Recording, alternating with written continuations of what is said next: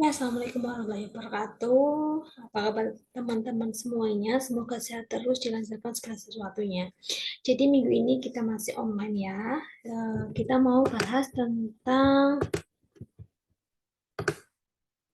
konsep web e-commerce.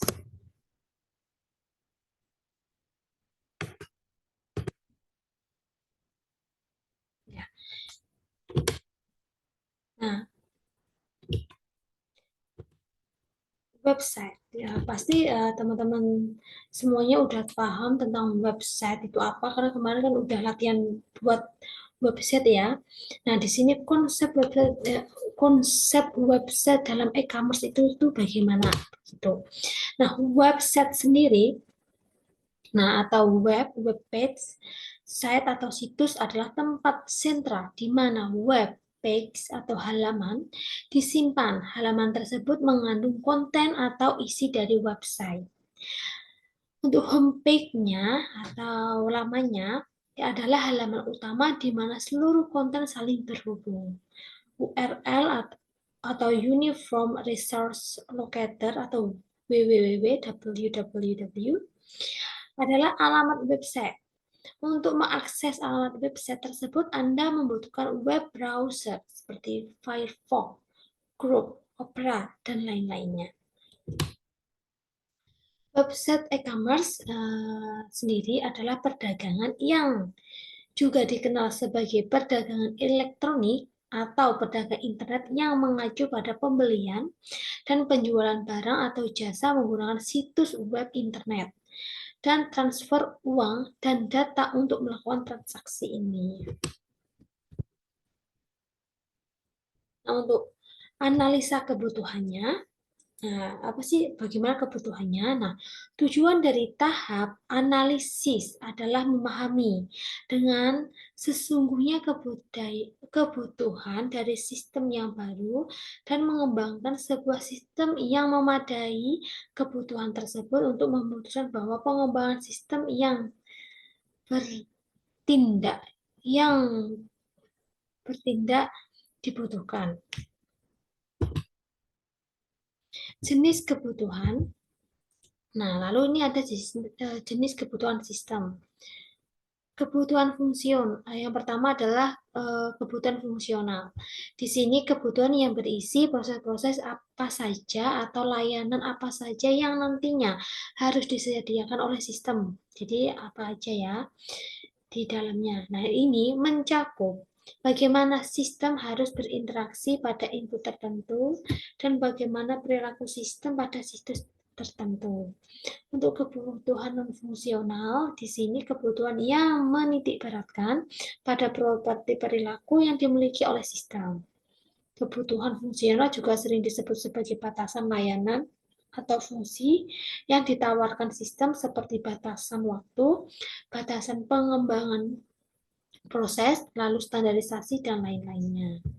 Contohnya, ini kebutuhan fungsional. Yang pertama, sistem dapat melakukan input data produk. Jadi, datanya, produk datanya itu bisa diinput. Lalu yang kedua, sistem dapat melakukan input pendataan anggota. Lalu yang ketiga, dapat melakukan transaksi penjualan. Untuk contoh kebutuhan non-fungsional, dari yang fungsional yang non, yang pertama, sistem dapat dijalankan oleh beberapa software atau web browser, di antaranya adalah Internet Explorer, Google Chrome, Mozilla Firefox. Sistem harus dapat memastikan bahwa data yang digunakan dalam sistem tersebut terlindungi dari akses yang tidak berwenang. Yang ketiga, sistem memiliki tampilan atau antar muka yang mudah dipahami. Untuk website CMS sendiri itu ya, atau Content Management System,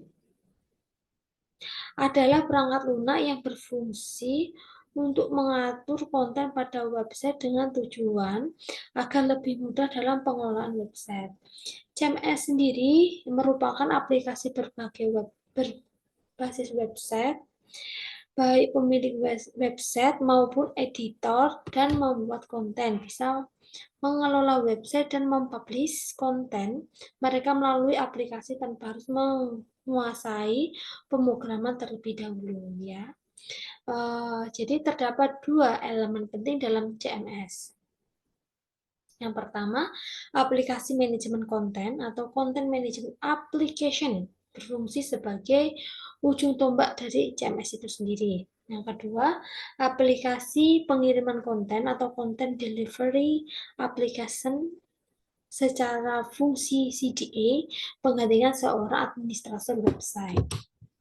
Nah, tadi website ini ada juga namanya WordPress. Nah, WordPress sendiri adalah sistem manajemen konten atau CMS yang menaungi lebih dari 35% website di Indonesia. Dan presentasi ini masih akan terus meningkat gitu ya. Untuk WordPress ini menggunakan PHP dan MySQL yang containable di hampir semua layanan hosting. Pada umumnya, CMS ini digunakan untuk blogging, namun CMS WordPress bisa dimodifikasi menjadi website e-commerce atau yang bisa kita sebut dengan toko online. WordPress bersifat open resource dan memiliki tampilan modern yang kalian buat kemarin ya. Lalu perbedaan WordPress.org dan WordPress.com. Untuk WordPress.org ini adalah tipe platform WordPress yang ditunjukkan bagi pengguna yang ingin membuat website dengan berlangganan hosting atau domain sendiri. Nah ya, biasanya menggunakan domain sendiri. Nah, platform ini nantinya diunduh di akun hosting Anda. Untuk memaksimalkan fungsi WordPress, install plugin dan tema dari koleksi yang tersedia. Untuk WordPress.com, ini adalah perusahaan web hosting yang menggunakan sistem manajemen konten WordPress untuk semua blognya. Setelah pembuatan akun WordPress, user akan mendapatkan subdomain contohnya myblog.wordpress.com untuk blog mereka. Namun kalau Anda berniat untuk menggunakan domain sendiri, Anda harus berlangganan paket berbayar. Nah, sebagaimana layanan gratis, paket gratis WordPress.com juga memiliki batasan. Jadi kalau mau berlangganan itu bisa. Jadi per bulan harus bayar berapa, itu akan mendapatkan domain kita sendiri. Untuk domain adalah nama website. Pengunjung perlu mengetikkan nama domain untuk dapat mengakses suatu website. Karenanya, memilih nama domain yang tepat sesuai keperluan sangat penting. Jadi kalian kalau mau buat website, nama domainnya itu harus yang menarik perhatian juga, yang mudah diingat seperti itu. Tiap komputer dalam jaringan internet saling berhubung satu dengan yang lainnya. Sebagai pengenal, tiap komputer menggunakan alamat IP, disebut dengan IP address.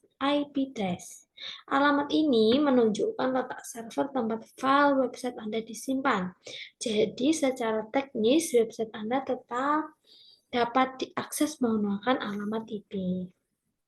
Alamat IP berformat dengan angka misalnya 232.16 titik dan sekian-sekian seperti itu. Karena fungsi utamanya adalah pengenal antara perangkat alamat website menggunakan deretan angka cenderung tidak efektif dan sulit diingat pengguna. Dengan alasan ini diciptakan sistem penamaan website menggunakan nama domain. Nah, ini macam-macam domain. Kalau ini yang sering kita tahu ya, yang sering kita dengar. .com itu digunakan untuk keperluan komersial. Net itu digunakan untuk keperluan internet. .org digunakan organisasi. Biz itu bisnis. Edu itu education atau pendidikan. Info itu informasi. Name itu nama keperluan pribadi ya. Lalu pro digunakan keperluan profesional. Kalau TV untuk pertelevisian. Ini secara umum. Nanti banyak sekali kalau kalian mau search di Google. Untuk hosting. Hosting dapat digambarkan sebagai lahan tempat Anda membangun rumah. Website adalah rumah Anda. Jika Anda berlangganan nama domain, Anda seolah memiliki alamat tanpa rumah. Tentu Anda dapat memberitahukan alamat tersebut kepada siapa saja, akan tetapi pengunjung yang mengaksesnya tidak akan melihat apa-apa karena tidak ada rumah di sana.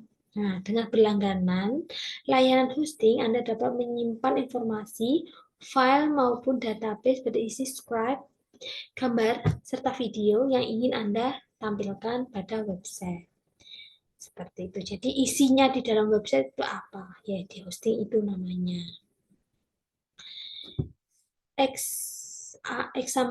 Exam ya adalah lokal web server yang digunakan untuk mengampu berbagai jenis data website yang sedang dalam proses pengembangan. XAMPP juga merupakan sebuah cross-platform. Cross-platform ini dapat berfungsi sebagai sistem operasi Linux, Mac, maupun Windows. Jadi, XAMPP ini sama seperti Linux, Mac, dan Windows. Lalu Apache, adalah sebuah web server open resource. Jadi semua orang dapat menggunakannya secara gratis. Bahkan Anda bisa mengedit kode programnya. Fungsi utama dari Apache yakni menghasilkan halaman web yang benar sesuai dengan yang dibuat oleh seorang web programmer dengan menggunakan kode PHP, PHP ya. MySQL adalah sistem manajemen database yang digunakan oleh WordPress untuk menyimpan dan mengambil semua informasi data. Dapat dikatakan MySQL adalah perusahaan yang menciptakan jenis loker pengarsipan khusus untuk mengatur dan menyimpan data. MySQL adalah sistem manajemen basis data relasional yang bersifat open resource. WordPress itu menggunakan bahasa pemrograman PHP untuk menyimpan pengambilan data dari database MySQL tersebut. Untuk mengambil data dari database, WordPress itu menjalankan query SQL untuk menghasilkan konten secara dinamis. SQL itu sebenarnya singkatan dari struktur query language. SQL ini merupakan bahasa pemrograman yang biasanya digunakan bagi query database. Nah, itu adalah macam-macam domain dan database. Nah, jadi ini sampai di sini materi hari ini. Nanti kalau ada pertanyaan bisa ditanyakan melalui chat pribadi atau grup. Kalau begitu saya akhiri saja. Wassalamualaikum warahmatullahi wabarakatuh.